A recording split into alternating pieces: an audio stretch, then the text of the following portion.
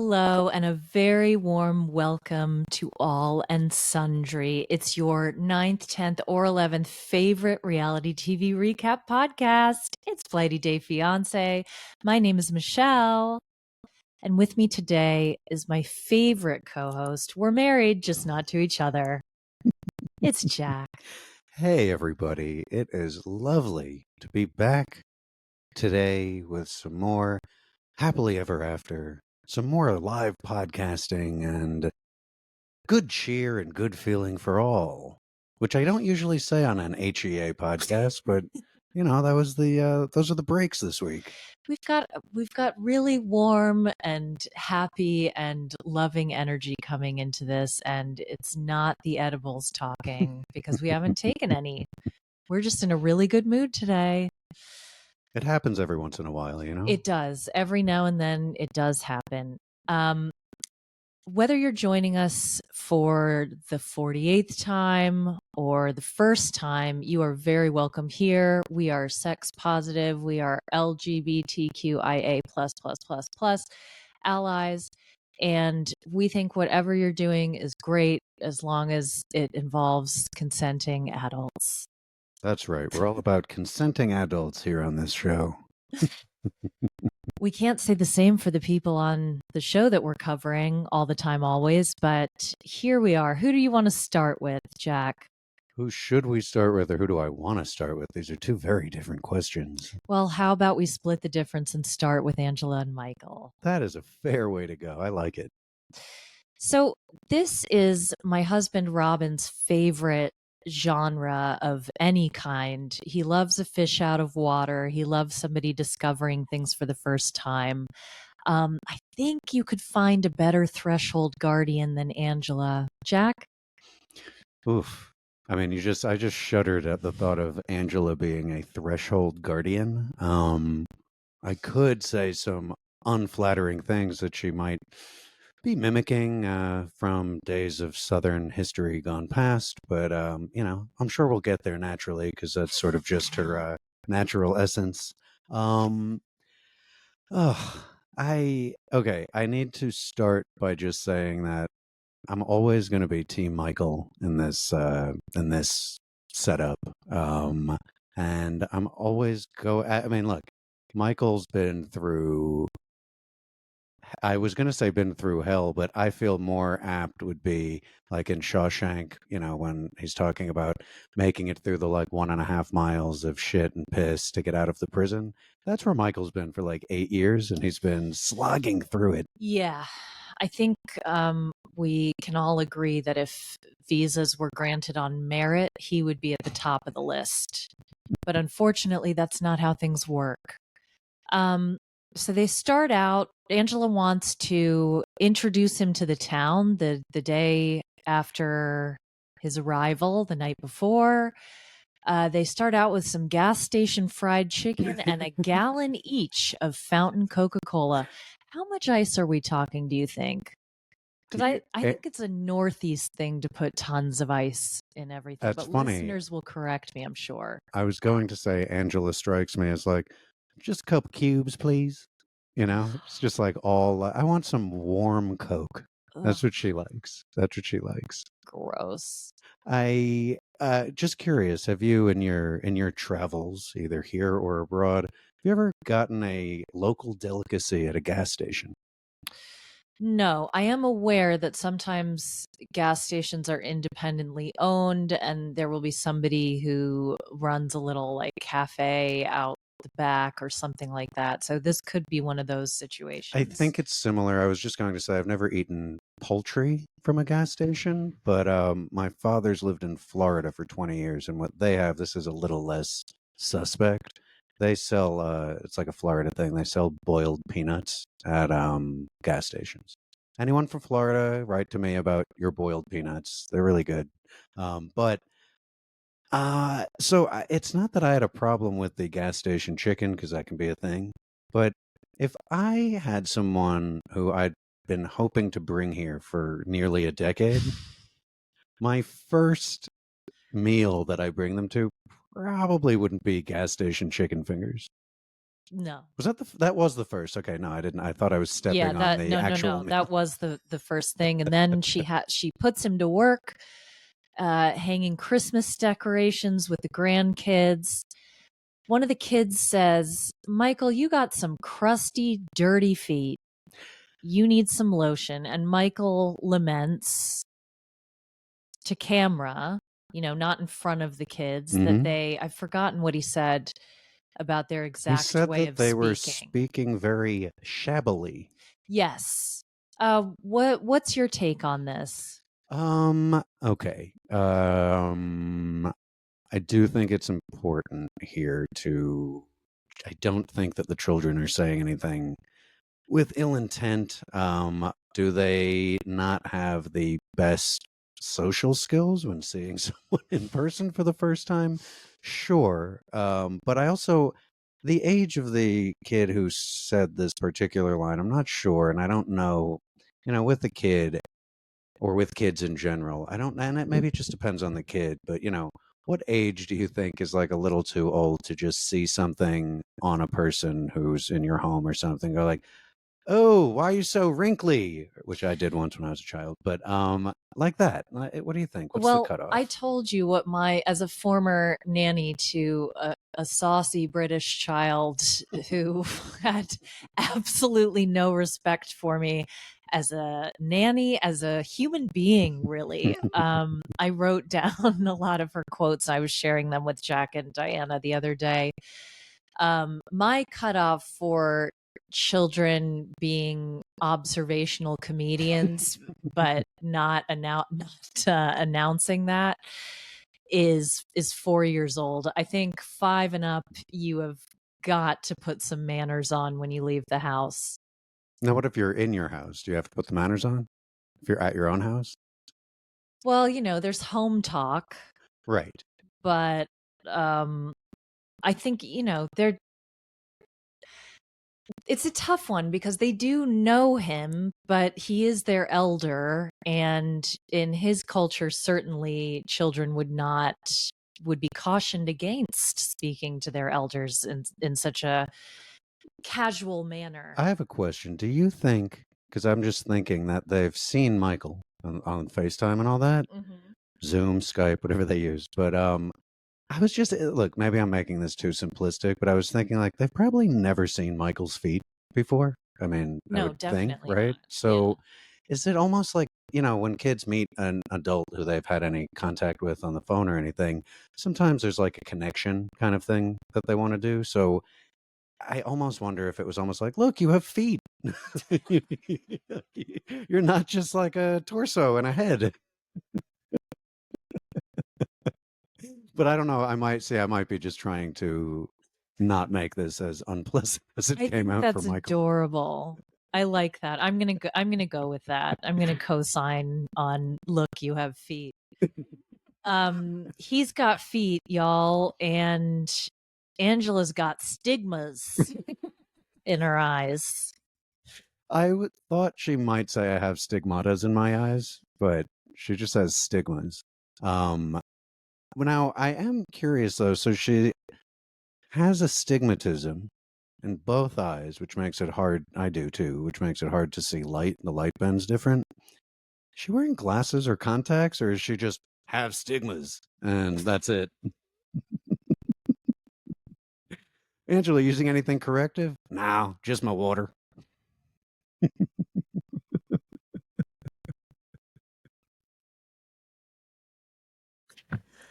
Oh my god. Sorry. I'm sure the editing will pave over that stealth chuckle that I just got out of that. I think it's very interesting, isn't it? Because she's in denial about so many things, and even when she was having, I'm sure we all remember when she was having the gastric bypass surgery, she didn't stop smoking.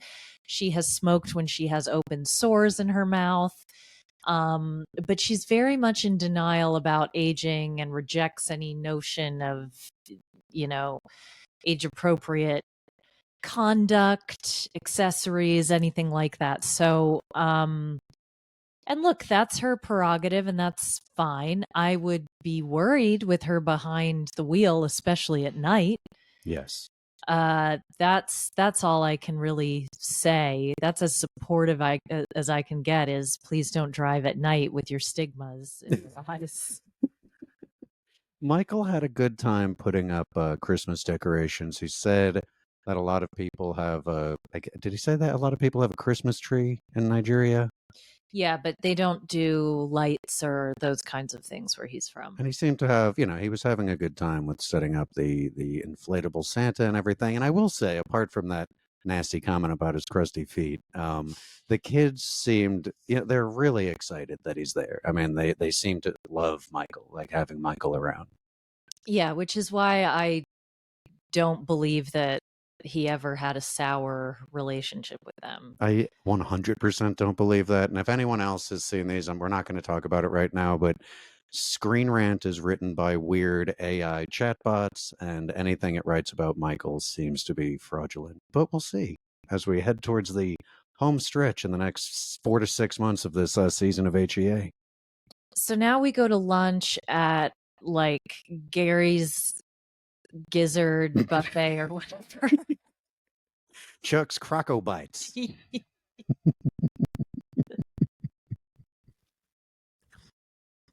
you think Angela got paid to endorse Randy's ribeye and corn pone oven? No, come on. You know that was just like a free food situation. So they aren't explaining the menu to him in a nice way. Oh, you don't? Wait. So just for future reference, if I ever have a friend visit from Nigeria, I shouldn't take them to a place that has more food options than they've ever seen and just kind of throw the menu at them? No, I mean, I can add some knowledge to this conversation. I had a very good Nigerian friend in law school, and I had been to a lot of her family events and learned about her culture. She is not Yoruba, and isn't from that part of Nigeria. But I have never ever seen pork on a Nigerian menu, and she told me that Nigerians don't, across the board, don't eat pork. I'm happy to be corrected on this point, by the way.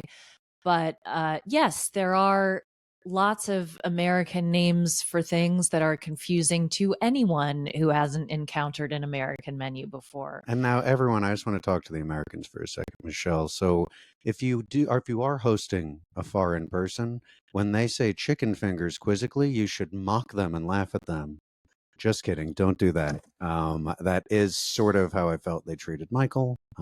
What did you take away from this? The early. Don't go through the whole thing, but just Okay. this early part. No, I think like, fine, have a little fun about chicken fingers, but the rest, don't be like, if he doesn't know what cut ribeye is, I have to be reminded what cut ribeye is. I don't know which one automatically is the one with the least amount of gristle on it, which is always what I prefer. I don't know that offhand. If you took me to a steak restaurant, I would still need that explained to me. Well, and also Michael speaks wonderful English, but the colloquialisms, those come with time and being in a place. And if you see rib and I, and it's not your first language, you're gonna be like, what is this? And it's not just like it's cut of meat. Like it's just, can you just be nice? It's like, oh, that's a good cut of meat. This is like what that means. We have a lot of different options here, Michael. So it's just, there was no hand holding or niceties, in my opinion. And you can see how much pain he's in trying to be polite and going, okay, I know what chicken fingers are, so that's what I'm going to order. I know that I will eat that. But he's encountering an entirely novel flavor profile that he won't have previously encountered. Okay.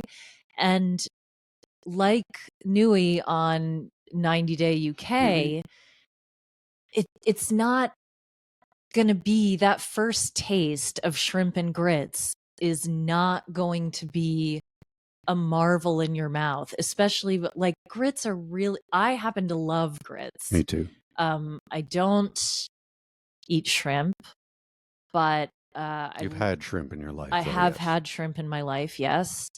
And I imagine it's a nice combination. I prefer my grits savory rather than sweet. I like cheese and grits. Very Southern of you. Yes, well, Maryland's in the South when it suits it, and it's not when it doesn't. And all my Marylanders know that, right? Oh, you guys have that wonderful Mason-Dixon line running Yeah, right we through do. Baltimore. Yep. Yeah. So Now, I just want to ask you, because you mentioned this when we were watching this, that this didn't strike you as the freshest of shrimp that Michael was eating. okay, that might have been home talk, Jack. That might have been not for the podcast. Oh no, that's not mean. I don't think this is fresh caught shrimp. That was frozen shrimp. They're all exactly the same size. It looked like processed shrimp. I don't think that was fresh. You think it was fresh? No. I'll go out on the record here and take Ray's or Randy's or whatever it is to task here. But my point is, if You don't think what? Ray's hog roast and coleslaw cottage uses wild caught shrimp? The house built on mayonnaise? Do I think that they use wild caught? Oh, that's what I was going to ask you though. When I was saying the yeah, I don't think they have the freshest of seafood. Let's just say that Hazelhurst, Georgia, is not on the Gulf of Mexico. It is further back. Michelle's having a laughing attack. I was here. Go. What are you going to say?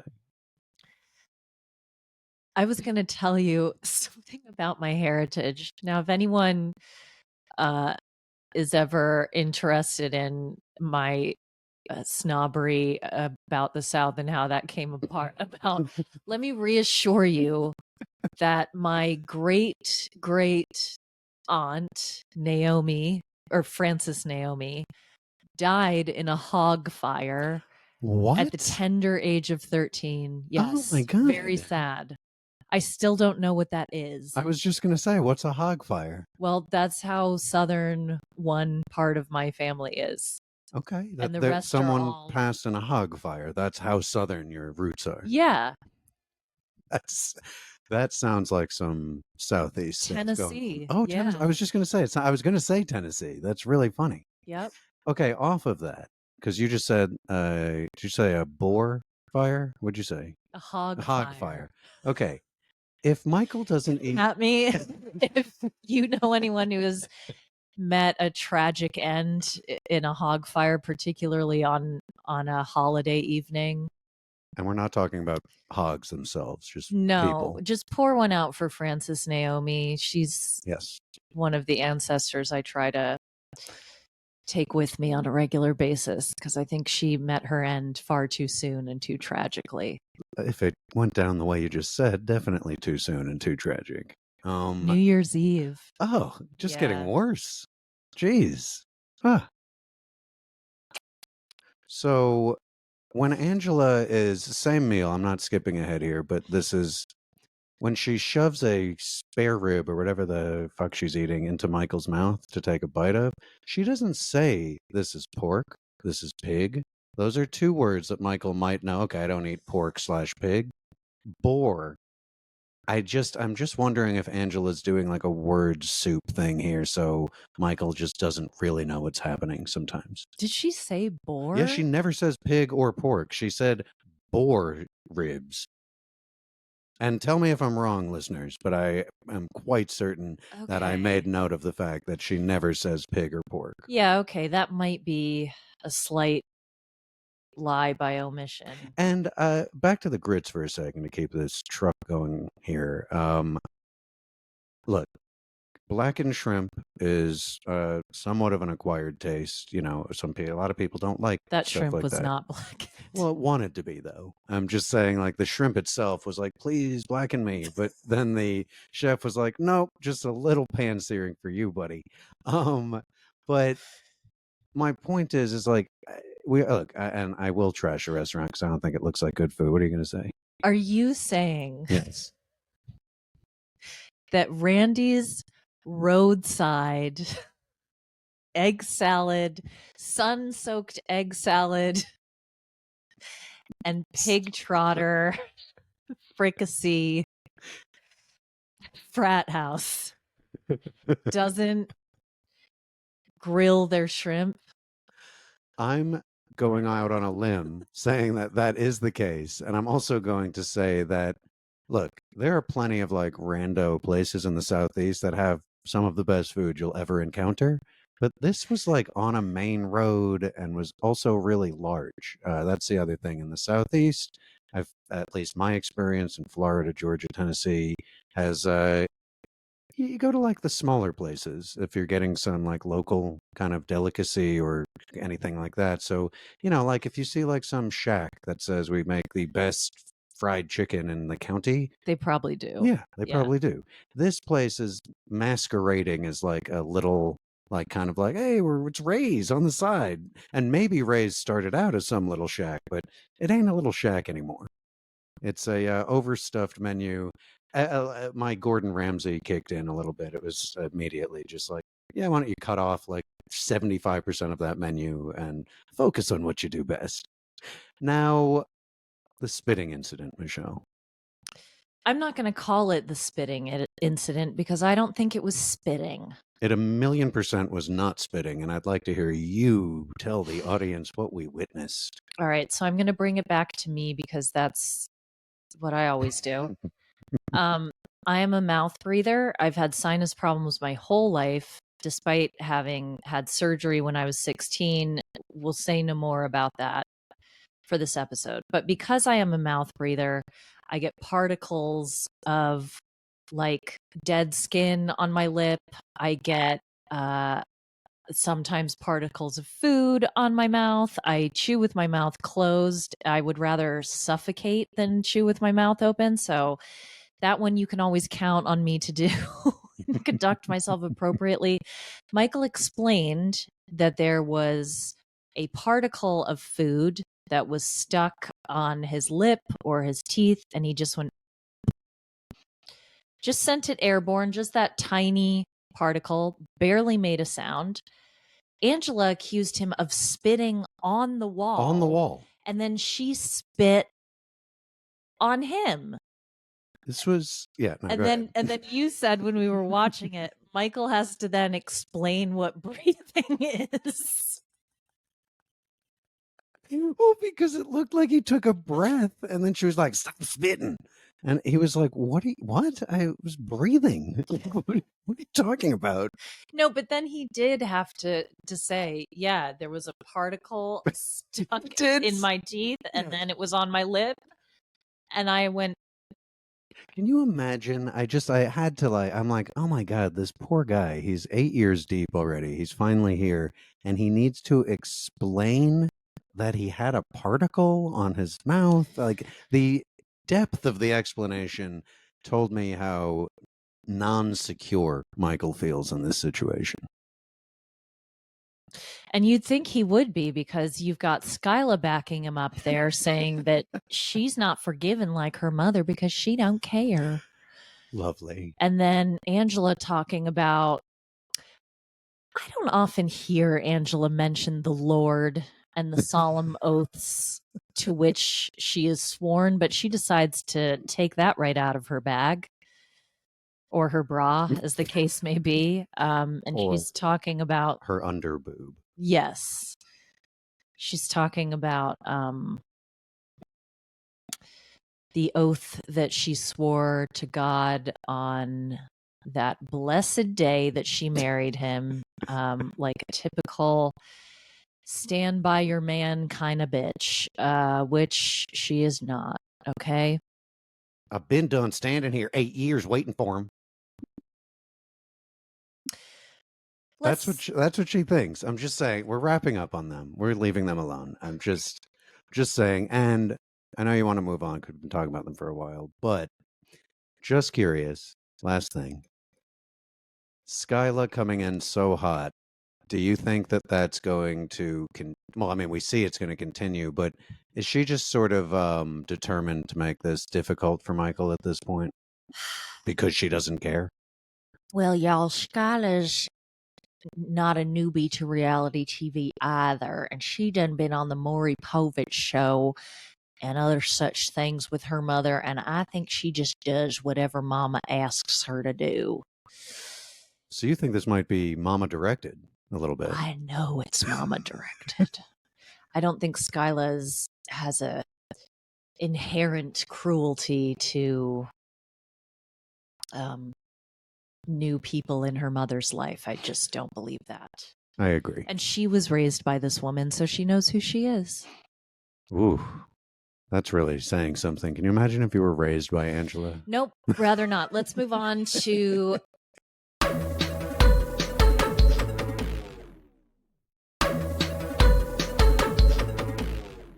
Emily and Kobe.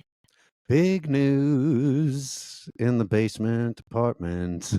It's our favorite kind of news. There will be more basement children. There will be more flowers in the basement. There will be blood. Oh, Hey, so wait, where did we pick up with them this week? Where did we start out? Were we back? We're back, right? I don't know. They're pretending to look at houses. They didn't look at anything. Okay, so can you, because you have a real estate license and you've done real estate, so I'm going to be Emily, and I want you to give me, we've not done this before, but I want you to give me a tour of a perfectly suitable house in Salina, Kansas. Hey, Emily, it's great to see you. So I know this isn't what you've envisioned, because I know you were envisioning it. No, I really don't like this. Can we go inside, Emily, just before you say no? Because the inside you might really. Okay, fine. Okay, so let's just walk into the front here, Emily. What do you think of this open kitchen, open floor plan here on the first floor as you walk in? How old are these appliances? Oh, well, everything's within the last 5 years, Emily, and everything's been replaced as needed. I bet the refrigerator makes yellow ice. Can I just... Kobe, can you check the freezer to make sure the ice isn't yellow? This doesn't even have an ice maker in it. Well, it is. The water's Jack, why are you showing us places where there's not an ice maker in the freezer? Well, Emily, this was in your price range, and it's in the neighborhood that you wanted and the school district that you wanted. So taking all that into account, would you like to go... Okay, now I'm picking up that you're not loving the vibe in here. It's just dirty, and it's not my parents' house. So are you saying that you'd like something more akin to the basement that you live in right now, Emily? Yes, that's what I'm looking for. Now, are you looking Why is that so hard to understand? I also want live-in daycare that's free and a live-in housekeeper that's also free. What part of that is so hard to fulfill? And Emily, that will be just for the current 2 children that you have, correct? No, I'm expecting, in case you couldn't tell. Well, I didn't want to be rude. You never know with people. I think the word you're looking for is congratulations. Congratulations, Emily. And scene. Thank you, Emily. I thought you did a really good job, picking up on the fact that she wasn't interested and reminding her that, this is what's in the price range that she asked for. Well, now, granted, different conversation, but I will acknowledge that is not completely foreign from the conversations I've had as a realtor here in the greater Los Angeles area. What's the stupidest, most annoying question anyone's ever asked you? Are you allowed to park in the driveway off the street? Not like on the street, like the driveway off the street. Are you allowed to park in the driveway? Which to me, it's just funny because it brings up a thing like, are you from a place where everyone's parking on their lawn and getting ticketed? Sort of. Do you know that's a thing, by the way? Is that a thing in England? I don't live in a place where people park on their lawns, so I can't claim to have much experience. Do we? There's some interesting questions, though. The people here are special. What I did appreciate was they made a big deal out of taking their 2 existing children to get the sonogram and look at the baby in the tummy, and yeah. I didn't ask you this when we were watching this. What's your thoughts on bringing the existing children, and how old's the older one? would you say? Like 4, I think 3, he's 4. 3 or 4? Okay, Yeah. I think she's 2 and a bit. yeah, she's younger. What do you think about taking the kids to the sonogram appointment? Like, do you? I guess I guess here, let me say it this way. Do you think they knew everything was okay already? Because it's kind of like I was getting anxious in there. Like, what is like about? You know what I mean? Oh, I think that's an area we. No, I'm not go. I don't mean to go into. I'm not trying to go into that. No, no, no. Just do you? Let me ask it this way. Do you think that that's a great idea in terms of talking to your children about a new edition coming along? Maybe it is. It's not for me. Okay. It's not for me to say. I've never been in that situation. I would never go into that situation with an existing child of mine unless I knew that everything was okay. But even then I wouldn't, because anything can happen. I mean, she's a lot younger than me. So Sure. I think it's different when you're in your 40s.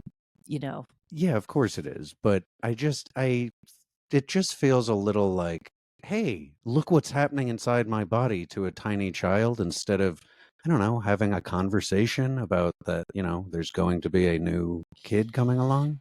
Well, I think these kids probably, I mean, let's face it, they're in the room and probably in the bed when Oh, these that's kids are being conceived. probably So true. they probably have learned about that anyway. I was a little surprised that they didn't, the older one, I thought might have a reaction about being happy or sad. I didn't, he You didn't think he would face palm? he did literally face palm and didn't take his hand away from his face after finding out. Which does though, and we're not jumping. We don't have to jump so far ahead, but this scene does set up the like real knockout punch of the week this week in one of the stories.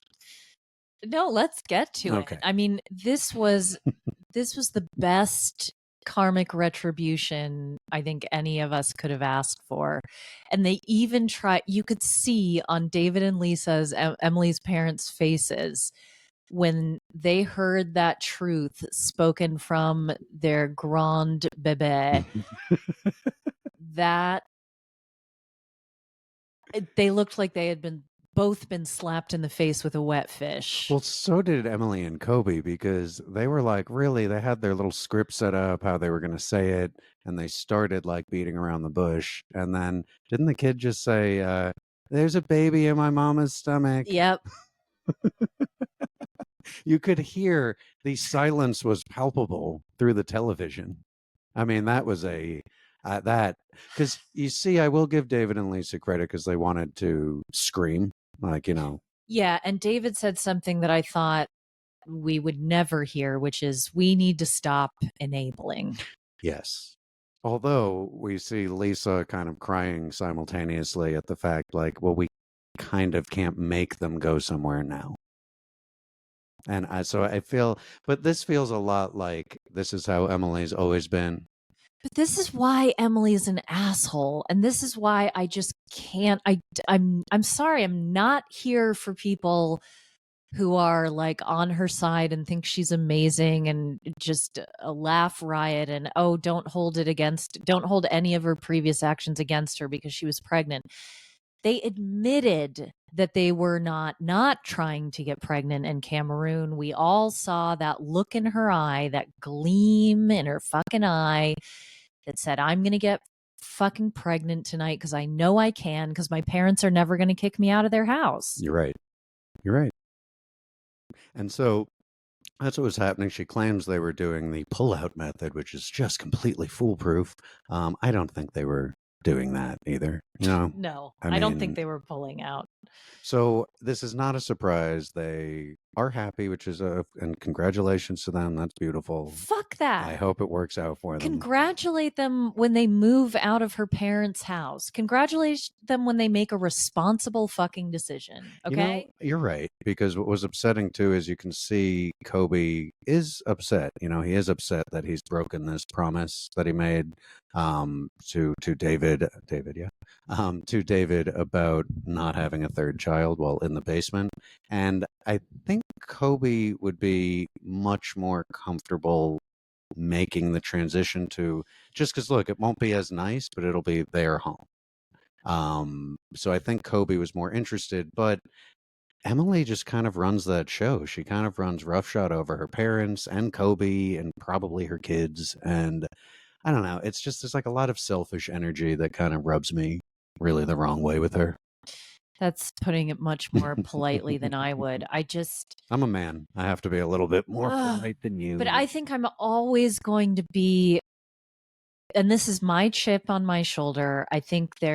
I know a lot of people in our community, in our listenership, who have either had fertility issues in the past, have had to go through a lot of pain and or are going through a lot of pain and medical procedures to have children because they waited until such time as it was prudent to have children or start having children. And I think parenthood is a privilege that is denied to many, and to use that as a way to manipulate your husband, your parents, your other family members, I think is just fucking disgusting, and I don't have time for it. So no, not uncongratulations. Well, now that you've said all of that, and I take into account what Diana and I have been through in our time together. Yeah, I didn't want to say, because well, it's that's okay. not No, my I know, I story to appreciate tell. that. It's my place. I'm not going into it, but trying things for a while, and yeah, I mean, yes, there is the part of me that's like, fuck you, Emily. Like, why do you get everything you want? But that's bad juju that I don't want to send out into the universe. No, I'm not. That's not what I'm saying. I'm I didn't just say saying you were saying that. I said I want to say it. this is it. Yeah, it's a reckless attitude towards something that is very serious, and I'm never going to enjoy that. I will finish that up by just saying that, yeah, it is. I know what you're saying. I mean, just so I can hit what you're saying here. Being so just gung ho about, like, I know I can have another kid here and I'll just stay in the basement until, like, I don't know, maybe we'll take over the house. I know that's what she's thinking. And, like, maybe we'll never have to go anywhere. Maybe my parents will move to Florida or some bullshit. I think she's thinking they'll just move into their own apartment where they'll be a lot happier. Like, we'll just drive them out. They're like bad tenants that you can't get rid of. They're like squatters in the basement. Yes. All right. Now, I think we've had enough of those two. And I wish I could easily pick, like, oh, who's more fun to talk about. But here, your dealer's choice, Michelle. All right, so now we're going to talk about Jasmine and Gino. We're finally at the end of this pageant that feels like the event itself has lasted for 4 weeks. It's formal wear. I don't like this gown on her. I think aesthetically, her figure is a challenging one to work with because, in my opinion, she made some poor decisions proportionally. But, that's her body. She can do what she wants. She does a stilted kind of like marionette walk around the stage. Well, that's because I wasn't there to help coach her. Well, it's because she didn't fucking listen to Gino. I don't understand what these titles are, but it seems like everyone's got one. She gets Miss Latina, which I think is better than some of the other ones. There was one that we didn't know what it meant at all. Yeah. But can't enjoy it. At all. At all. She has to be a martyr, and she has to use this as a stick with which to beat her beleaguered husband, Gino. Gino has seemingly reached the stage where he's been whacked with the stick one too many times, and now he's going to show his teeth, like, a little bit, but he's a bit broken from the ordeal. I think Gino has done a pretty remarkable job of not losing his shit this season, but I don't think I fully understand where their relationship is at this moment after the pageant, because and maybe maybe they need some time away from the pageant for Jasmine to collect herself, but I don't know. What are your thoughts on where they're at? I think they are often, if not always, at cross purposes. when they're arguing, because she's talking about something completely different to what he's bringing up. She's saying, she will never say, I feel ... right? Right. Because she can't do that. So she says, you're making me feel put down, or like you don't believe in me, or like you're trying to kill my self-confidence. I don't feel supported. And then he goes into, look at all the ways that I have shown you how much I support you and how much I care about you. It's interesting that you're choosing this moment to say that I haven't done anything for you, because I have done a lot for you. See exhibits A through G, right? Yes. And many more there. And then she will take it to the sexual humiliation place and, go be with your porn. And was the line fix your brain and your dick? Yeah, fix your head and your dick. Your head and your dick. And you put that on you said, can you imagine him saying to her, fix your head and your pussy?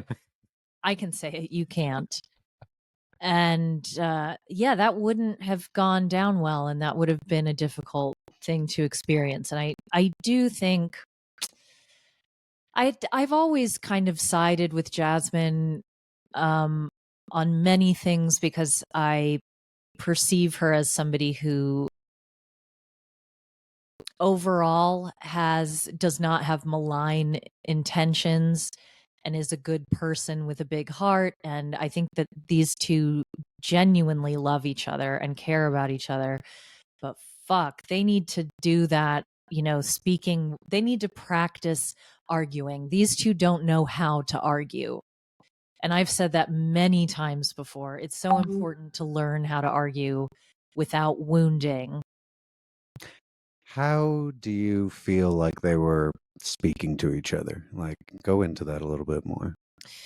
I think generally when they speak to each other, one, they don't listen. Two, they don't validate what the other is feeling, which is a really big deal. And three, and they both do this, it used to just be her, but he's learned to do it now too. When they don't get exactly what they want, then they go for the jugular immediately. Both of them, you think? Yeah, at this both point. of them.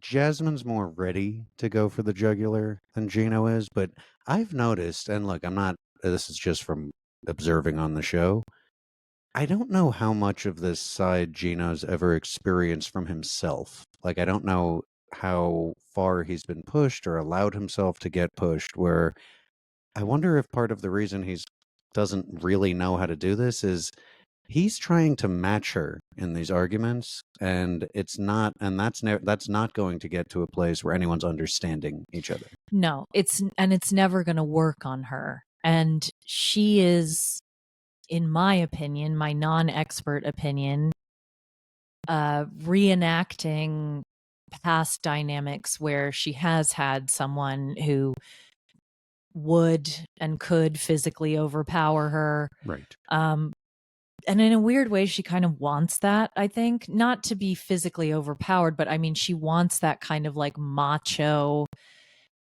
approach to putting her in her place. And yeah, I think she does want to be clubbed over the head and dragged back to the cave and fucked. That's an interesting thing you've said, because I just wonder, and I know, look, I think she loves Gino and everything, but he's not that kind of guy, you know? No, he's not, nor will he ever be. Right. And that's the problem. Like this is the want and need discrepancy that is present in so many of these couples. She needs someone who is kind to her.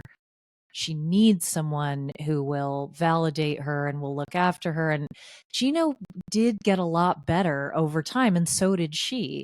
But I feel like they're backpedaling now, and what she's craving is a much more harmful masculine energy to dominate her and overpower her, and not as like a kink thing, but just in life, you know? So, like, just off of that, when Gino, is telling her about her walk and she banishes him from the pageant, does she want, in your opinion, do you think she wants him to get fiery and, like, you know, tell her, no, of course I think you're beautiful. What are you? That's crazy. Like, is she looking for, like, that sort of, I don't know, like a fiery response, even if it's, I don't know, is this like a let's fight and fuck thing that Jasmine is craving, do you Yeah, think? Okay. definitely. Okay.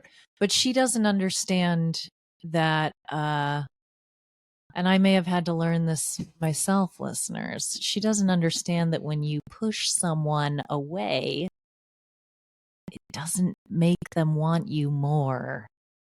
It just makes them feel less safe with you.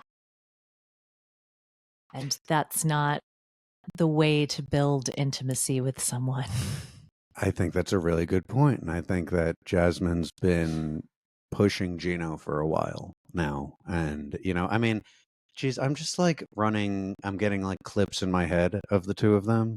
And I'm just thinking of like when she first gets to Michigan and he has the Panamanian flag there to welcome her. And that turned into a like, fuck you. I don't want to see the fucking Panamanian flag. So it's, if you remember that scene, right? And it's just, it feels like I, apart from, when I heard them live at one of the reality gaze shows where they sounded happy to be together, outside of that, I don't know that I've ever found them to like really be happy being together. Unless they're like It's fake. doing something foul, like sucking on each other's toes. And But I don't even see, but that, I think that all of the sex shaming has gotten to Gino now where like, I don't know. And look, he said last week she's getting uglier every day, like with her attitude. And I think that that's starting to really take a toll on Gino.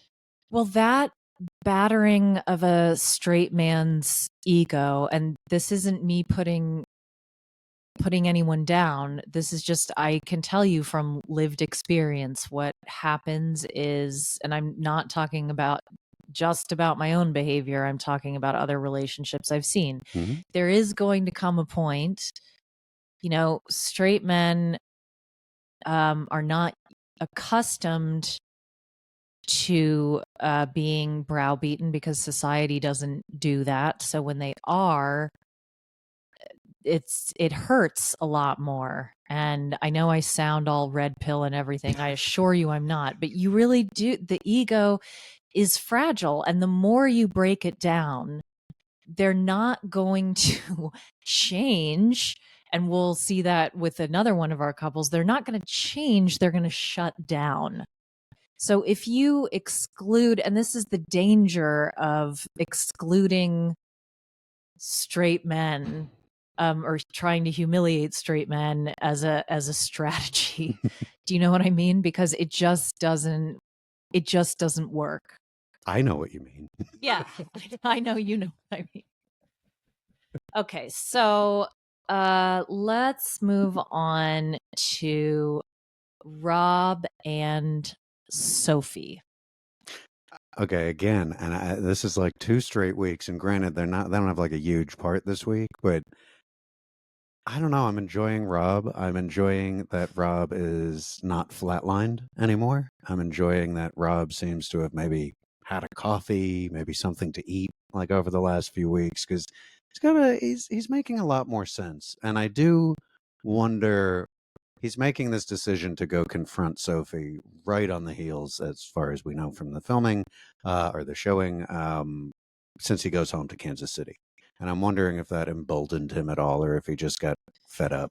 No, I think it did embolden him. I think it reminded him that, I mean, I'm not a fan of his at any point, but I am a fan of anyone who ends this relationship. Maybe that's what it is. Maybe I'm like, thanks, Rob. Appreciate you, man. Yeah, like, please one of you put the other out of their misery. What I didn't appreciate was, again, he's centering himself in everything. Like he says, everyone who supports you hates me, which tells me so do you. Like, I have complicated feelings about that because I don't think. Sorry, I just want to ask, do you think that Rob was saying that because insinuating if everyone who you know hates me, it must be because you're talking shit about me? Or do you think it wasn't that thought out on Rob's part? No, I think it was everybody around you hates me and you don't challenge them on it, therefore you must hate me too. Got it. Yeah. Um I just again, I would never I would come to her if I was breaking up with her, and regardless of how I felt with all of my bullshit and all of my feeling like the victim and feeling like I don't have anything to answer for and I've done nothing wrong, I would still bow out graciously and say, I don't like the worst thing I would say to her is, I don't think we're right for each other. And I don't think either of us are best placed at the moment to give each other what we need. And that is based on the fact that we can't live together, that I don't make you happy, that I don't feel that I'm getting enough from you, all these other things. But I wouldn't make it about myself. And I don't think I've ever done that in a breakup, actually. I think anytime it's been me initiating the breakup, I've always been pretty um, generous in that way. I've never gone to a darker place. But when I'm broken up with, it's very different. Does that get to a dark place, Michelle? Yeah, if you break up with me, then we're scorched earth. Anything goes. Funny, that's how my life has been also. So I can relate to that. Now, I just, what do you make of the K of it all? I was going to say the person who shouldn't have anything to do with this but cannot help but gloat in this moment is Kay, and this was totally unnecessary. It is none of her business. She shouldn't have had one word to say to him that wasn't, would you rather go somewhere else and hash this out? If you don't want that conversation happening at or near your home, that's fine. Mm-hmm. The only thing she had any business doing was asking him to take it down the road.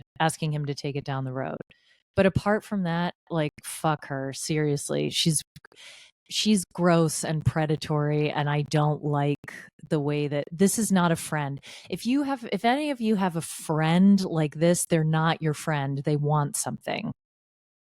We know what Kay wants. We 'Cause know what she, Kay she wants. said it last week. She's been very clear, but this is bad. Um, I would like, I know Kay's not listening, but Kay, the community property in your building is not your property. Like, it's just not. He wasn't in your property. No, but I do think they cut out the part where she threatened to call the cops on him, because I think she would have done that. She absolutely would do that because she's that kind of person. Yep. And so we do see, so he has a prepared statement that he reads to Sophie, which I thought made sense. Sometimes it's easier for people to write stuff down. And I thought he didn't deliver it in like a dead like manner, like he said most of his lines in their story.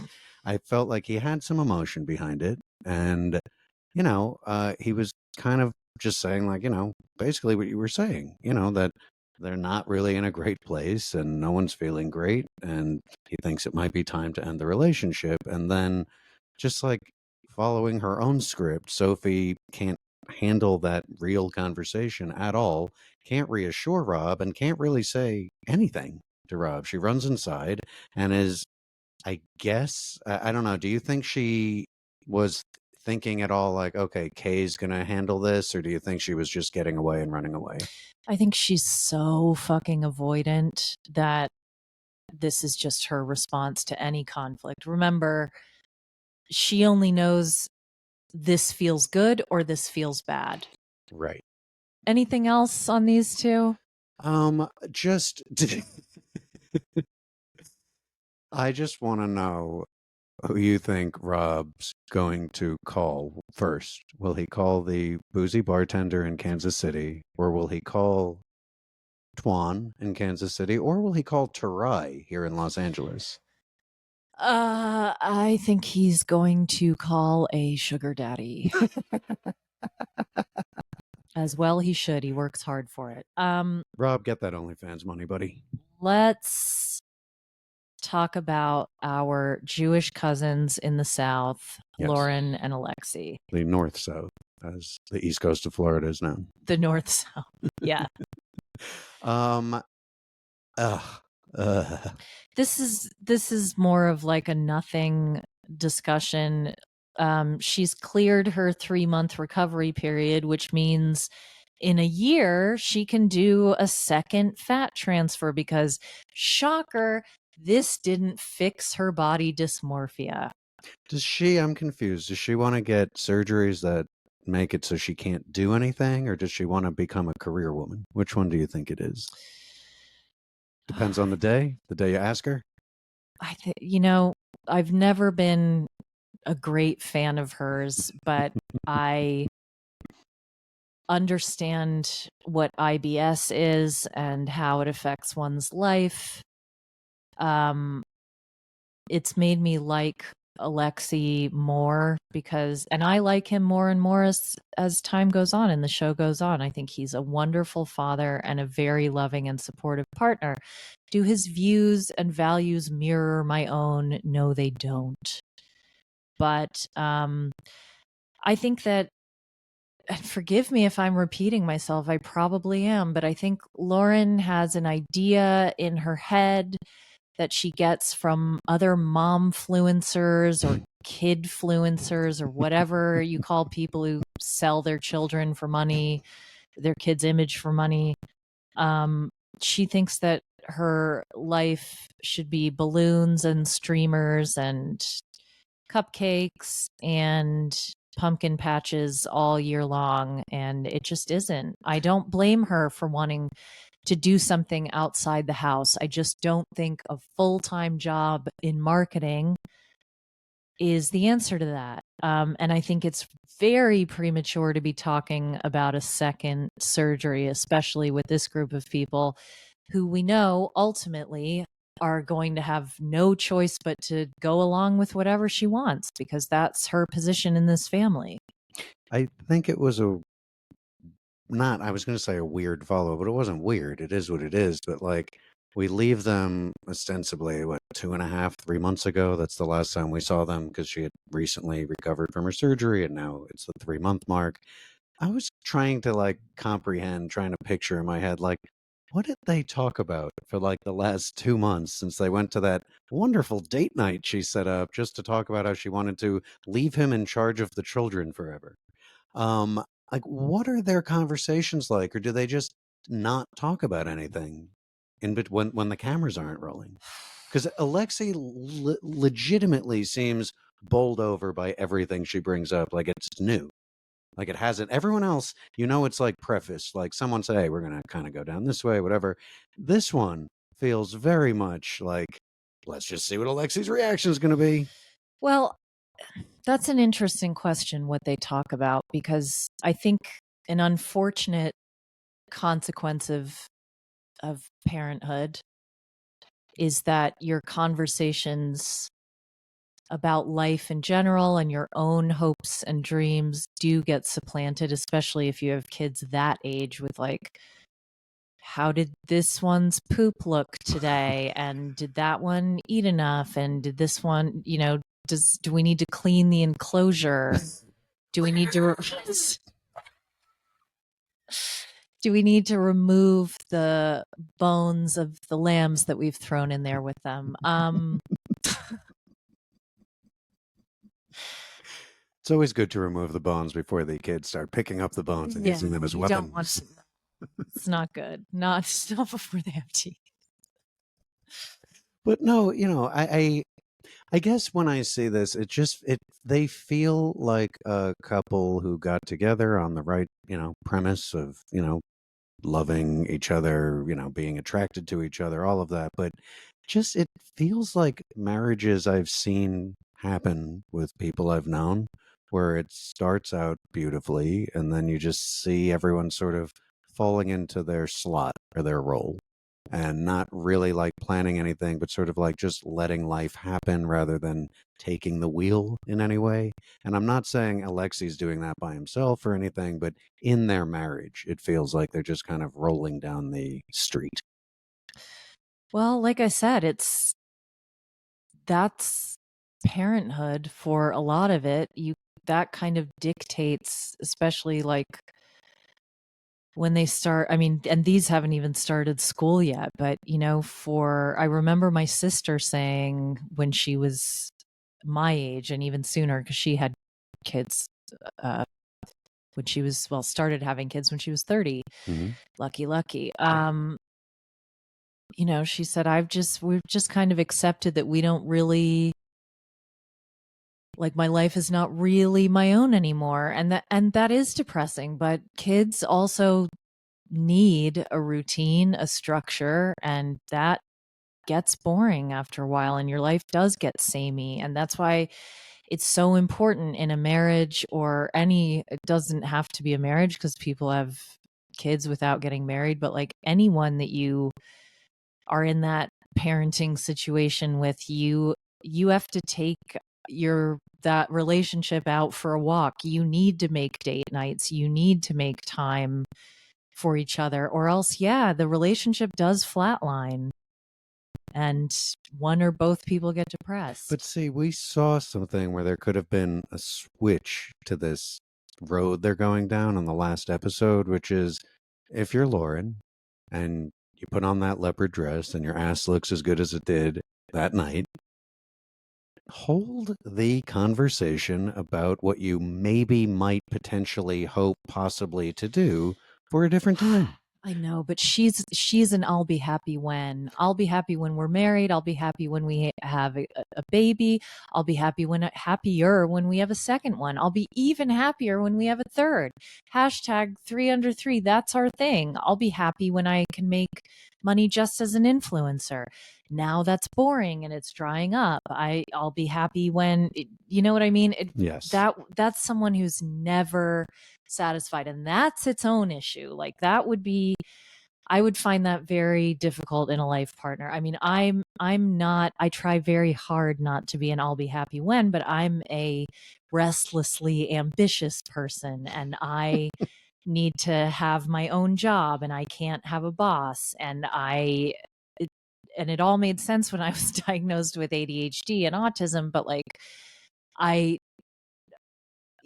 I'm extremely ambitious. My husband is extremely needing to be content where he is, and he's not unambitious. He just, did that part of his, I mean, he lived his dream. A he was a music critic, a journalist, and then a TV producer. So like, and all of that was pretty much like done with by the time he was my age. So, and he's a decade older than me. So like, he can kind of rest and feel accomplished in that kind of stuff. So it's difficult. And I feel for her in that way, in that you can be ambitious, but it's different being ambitious and being an I'll be happy when. I think you make a really good point there with the I'll be happy when stuff, because Lauren doesn't seem like she's done a tremendous amount of actual work on herself in terms of trying to maybe, there's different ways of trying to be in the moment, try not to get taken away with thinking about what's next. But she has that nervous energy of needing everything planned out, which is fine. But I feel like somewhere along the way, what she had planned out and what was happening sort of became at odds to a degree. Because if you have the 3 kids and all of that, why are you so unhappy? And, there's probably a lot of answers for that, but I don't know what their future looks like that is not depressing, to be honest. Same. And I think it's going to be an endless series of moving to different cities, moving to different countries, doing, but I think genuinely deep down, she fetishized, she met this very traditional Ukrainian man. Yeah. And she fantasized about being, a housewife and a doting mother. And the reality of those two things is that you get very little back of what you put into it. I respect everyone's experience of that. And if your experience is different, I applaud you. But that's not it. And it's not her circumstances that have let her down. It's not her husband that's let her down, or her kids, or, well, no, her mother has let her down.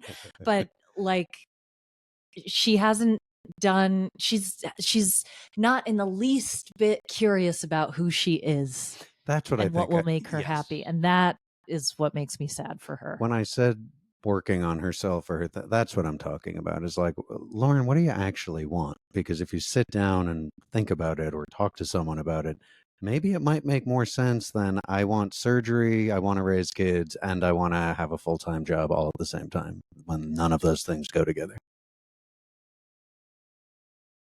Also, probably a little bit of light stigmatization happening there. Oh, that's been on full force since they met. Yeah.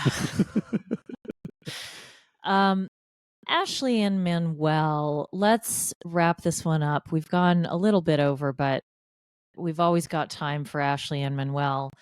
I'm just thinking about the setup of this scene, and I'm going to let you take it away, but sorry, I just laughed at the happy birthday, Manuel, of it all.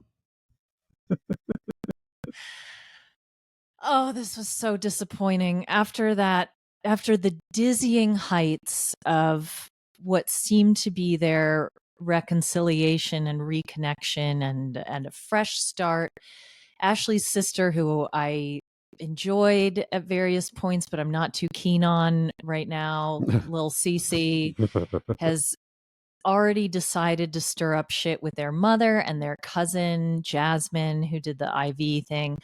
Ashley's mother's side eye at Manuel. Hall of Fame. Like, something in me just broke in that moment. I couldn't take the heat of that side eye. That is the dirtiest of stink eyes I have ever seen. Really and truly. Shivers. Jack? I said Hall of Fame because that was like a Hall of Fame where the side eye kind of like a little like. Yeah. And it was really good. Now I do want to just point out that they're at a whiskey distillery or whatever it is, right? And they're doing a little tasting.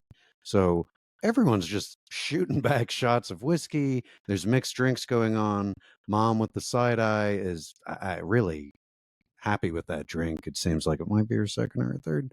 And as that's happening, I mean, we were watching this and it was like, oh, this is a good idea. Like there's like high tension and there's like money issues and stuff. Definitely talk about it while you're all getting really hammered. Yeah, it's always the best time, particularly if it's someone's birthday or a holiday, to get drunk and bring up financial concerns. That cannot recommend that highly enough. Oh, God. I